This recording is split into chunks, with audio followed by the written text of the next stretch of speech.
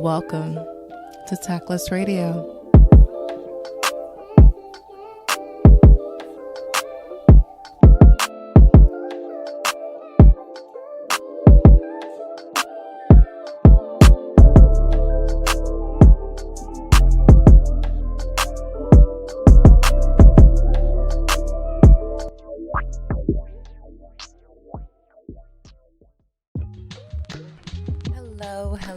Hello.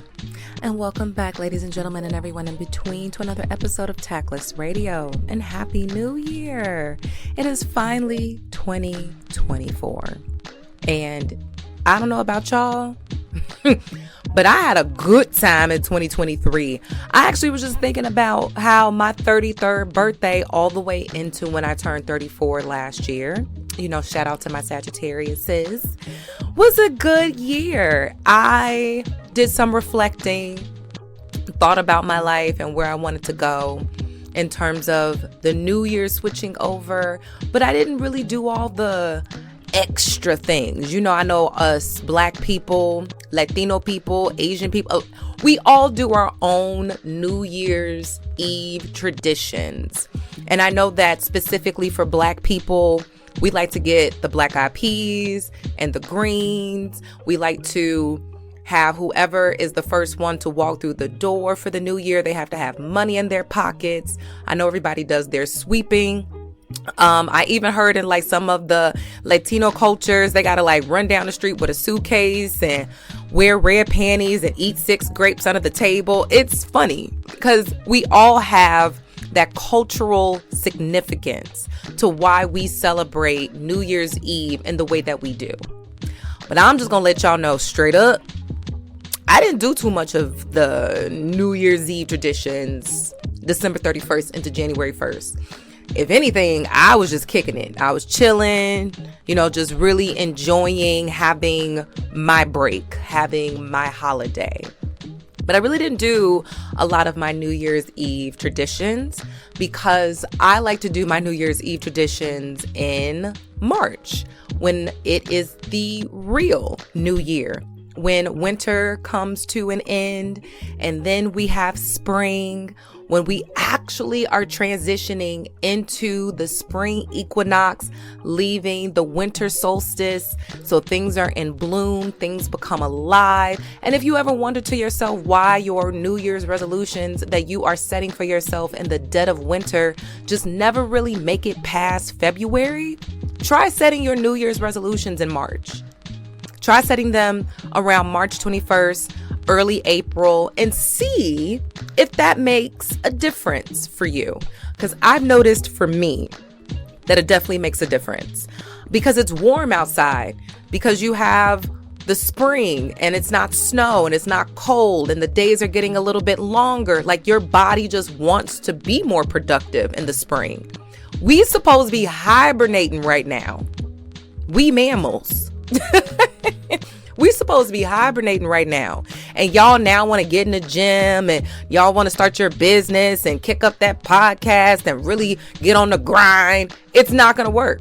You're going to literally run into a wall, in my opinion. I'm not saying that it wouldn't work. I'm just saying that you have an opportunity if you set yourself up just a little bit better alongside the seasons, alongside Mother Earth. If you listen to nature, if you listen to your body, I'm just saying there may be another place that you can do all of your cleansing and your New Year's traditions and setting your resolutions and wanting to do better for yourself. I'm just saying there might be another place within the year that you could set all of those intentions and really set yourself up for success. Because I'm not gonna lie, setting myself up for success in the dead of winter at the top of January never fucking works out for me. It just never works out. I feel sluggish. I feel lazy. We getting 7 inches of snow today. I don't want to do shit. And I would feel so bad if last week I was like, I'm going to get in the gym every day. I'm going to eat salads every day. I'm going to go on a walk every day. And then I get pummeled with 7 inches of snow and it's raining and the streets are slick. And now what I wanted to do, I can't do. I can't even fucking leave my house. Then you feel bad. Now you're getting down on yourself and you're like, oh, bitch, we just set these New Year's resolutions and we already failing on them. Yeah, because we supposed to be like black bears and we supposed to be inside eating, sleeping, and taking it easy. I'm just saying. But welcome everybody to 2024. And let's go ahead and jump into Shit I Saw, where I love to grab something hilarious out of the ether webs that is social media and online, and I bring it back here to discuss with you. So this Shit I Saw is going to be really quick because I made this video a couple days ago on my TikTok and it has 2.5 million views. So a lot of people are talking about it. So I'm just bringing it over here to my platform to discuss further with you all. And what I want to discuss is that crazy ass leap that man made over the judge's bench to attack that judge. After she basically said that he was given way too many opportunities and way too many chances to do the right thing, and he needed something different. Now, first off, when we all saw that video, we laughed, we chuckled, we made the gymnastics jokes, we made the NFL jokes, because we all are still wondering who got that one angle from the side so we can really see how the fuck he got all the way up there. I'm still flabbergasted that he not only got up there, but he cleared it. It wasn't like he put his hands down on the bench and then swung his body over. He came with a running start and like hurtled over the judge's bench. Like, and I know a lot of y'all maybe have not been in court before. I have. That judge's bench is not low. It's at least 7-8 feet. It's high. It is a high bench to clear. And he cleared it with ease, which lets me know that man probably was off his meds. So let's get into it. So let's go ahead and get into it. Last week in Las Vegas, Deobra Redden was called to court because he has now been in court 9 times in front of Judge Mary Kay Holthus. Apologies for mispronouncing your name. I believe it is pronounced Holthus. Deobra Redden has committed several different crimes, from breaking and entering, domestic violence, and he was in front of that judge on that fateful day for battery. Yes, for battery. He made a plea to the judge, letting her know that he has changed his life around. And because he changed his life around, he deserves freedom and not to be in jail. He deserves another chance. Mind you, this man has not successfully completed parole or his probation, but he is asking for another opportunity. He is asking for another chance. And the judge stated, with a history like that, my love, you're going to need something different. Let me put a little pin in discussing the case really quickly. I, too, would lock that motherfucker up. You can't be going around breaking into people's houses, putting your hands on people and smacking people around and think that you're going to get chance after chance after chance. I am a really big believer in positive reinforcement. But if positive reinforcement isn't working, then baby, we got to move to negative reinforcement. And jail is the negative reinforcement.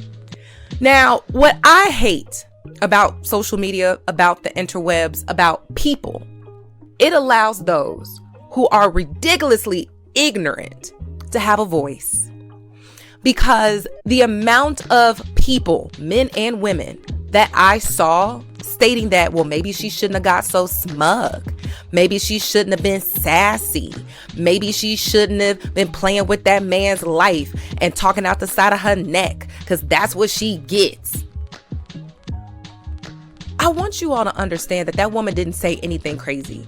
She wasn't smug. She wasn't glaring at him. She wasn't even being like sneaky and shisty. She literally said, because of the history that you have, I think you need something different. which I think we all could agree, that man definitely needs something different, because parole and probation and him not being in jail hasn't been working. From the last case, he was bonded, so he was out on probation, on parole. So he wasn't sitting in jail waiting for his court case. He was out and about as a quote unquote free man, but still wasn't doing what the fuck he was supposed to do.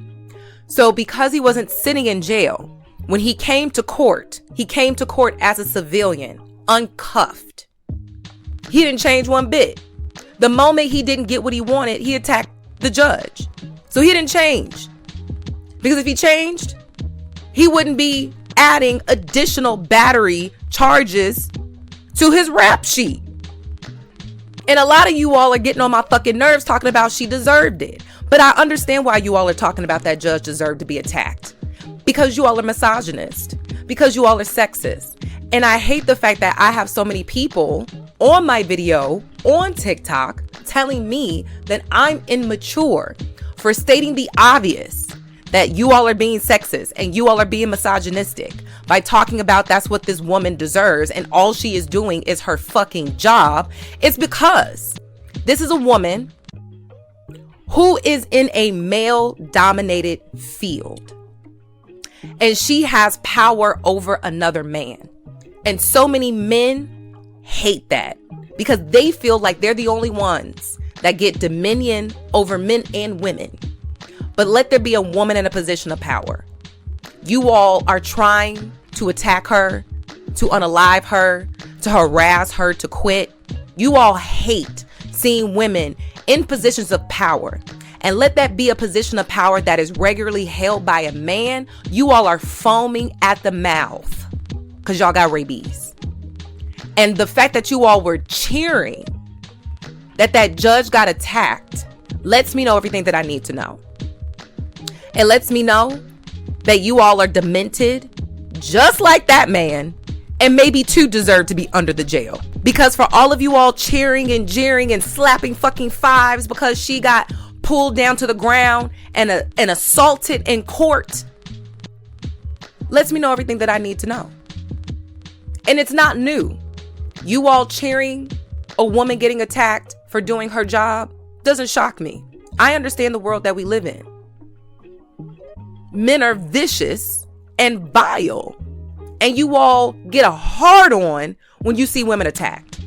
Not all men, it's just the men that are misogynist and sexist, but you all were raised in a misogynist and sexist society, so majority of you all have that thought process unconsciously.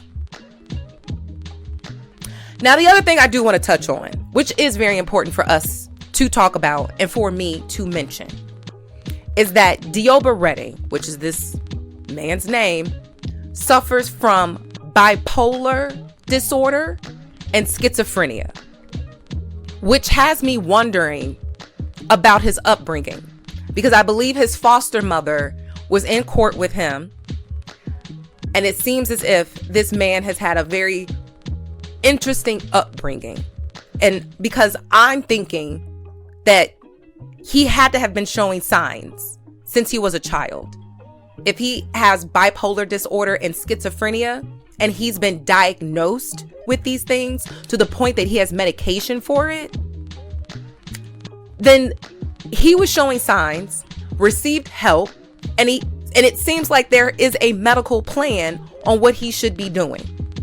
Shockingly, though, the day that he went to court, he was off his meds, which I guess led to the assault on the judge for him simply not hearing what he wanted to hear, for him simply assuming and thinking he was going to get chance after chance after chance, which is not the case.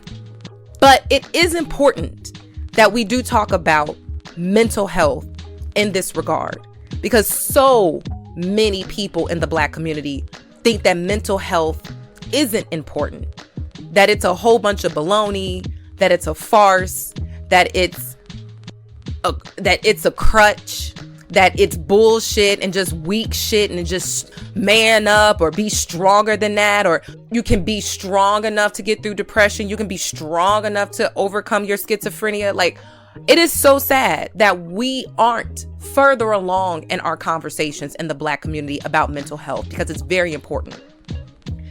All of the kids is, oh, ain't nothing wrong with that boy, or ain't nothing wrong with her. She just fast. She just being bad. No, these kids need help. Because if you're not helping the child at a young enough age, they turn into Deobra Redden and they attack judges and they go to jail forever. So we need to start having more realistic conversations about mental health in the Black community. We need to destigmatize getting assistance and help for the mental health issues that the Black people in our communities and in our families are going through. We shouldn't be shaming people for talking to a therapist. We shouldn't be shaming people for seeking out a psychiatrist. We should be assisting those people. We should be helping those people. Because Deobra Redden, at the end of the day, he needs help. Yes, we can crack the jokes and talk about misogyny, but at the end of the day, that man needs help. And now he is going to jail where he won't get the appropriate help he needs. Now he's going to sit in a cell and rot, which isn't the best for your mental health, if you ask me. Because, and I don't even have time for this conversation, but we need better rehabilitation programs. And we need better ways of rehabilitating the people in our communities. And it ain't that fucking jail cell, if you ask me. So this is a larger issue of a larger issue amongst the jokes that we have been cracking. I saw the video. I gave me a little chuckle, but I was also like, I hope the judge is okay. Because the police and the security, fire them all. They were slow as fuck. They weren't even strong enough to get that man up off of her. With them cartoon punches in the back. Mink, mink, mink, mink, mink. Wasn't doing shit, baby.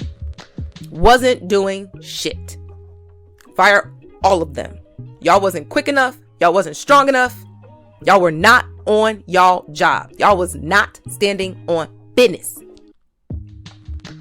And what I thought was very interesting, also commendable, was that today, Deobra Redden actually came back into court to face that same judge so that she can finally hand down the sentencing that she was going to hand down before he attacked her. And she said that, I want this to be on the record, that I am not changing anything. I have not updated anything. The same sentence I was going to give him last week before he attacked me is the same sentence I am giving him today. And he got 19 to 48 months in jail. Now, he will be charged separately for the additional battery on the judge. But for the previous things that this man did, he will have to be in jail between 19 to 48 months. I believe there's another trial to be had so that we can get some more sentencing so that he understands, I think, just holistically all the time that he has to serve. But I also thought that it was very commendable that the judge was not leaning on a bias. And that's the first thing everybody said was, well, why would he be in front of the same judge again? That doesn't seem smart. He attacked her. Wouldn't she be biased against him now?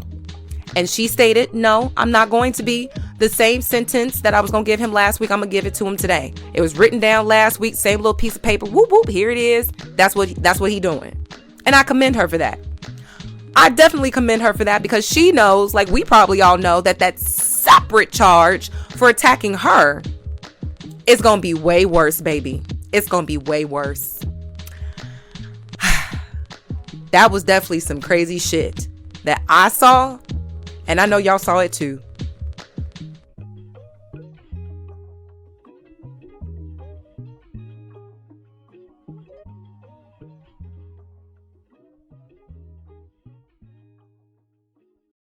Welcome back to your Tactless take of the week. Now, I'm just gonna keep it quick because we got a lot of things coming up for you all. We got some interviews. We got some news show material that I am super, super excited to give to you all this year. We're getting on top of the scheduling. We are getting the YouTube page popping. We are getting the interviews in. We are talking to the people in the streets. So I'm just going to keep the Tactless take this week super quick because I wanted to more so let you all know to be following, liking, sharing my content, my material. And I also want to let you all know that I've been very appreciative of all of you who have been on this journey with me for the last 3 years. And it's crazy to say that out loud, that I've been working on this podcast, building this brand for the last 3 years. And I'm so appreciative of every single one of you all being on this journey with me. So the Tactless take, which is where I love to give you all something to go forth with, just a little knowledge nugget, something for you to think about, meditate with, something for you to reflect on. The Tactless take this week is to do something that scares the shit out of you. Do something that scares the living daylights out of you. Have that difficult conversation. Take that trip. Go on that journey. Go see that person. Make that call. Take that leap of faith. But for 2024, do at least 3 things that scare the living daylights out of you. I've already done one. Like January 1st, I did mine. And woo, it was tough. It was difficult. It was tears. But I'm a better person for it. I feel so much better with that weight lifted off of me. But it was so scary for me to share this information with the person that I needed to share it with, because it was something that I've been holding on for at least 30 years. It was tough. It was difficult. It was scary as hell. But I faced my fear. I had that difficult conversation, and I am so much better for it. So now I got to go and figure out the other 2 scary things I have to accomplish before 2025.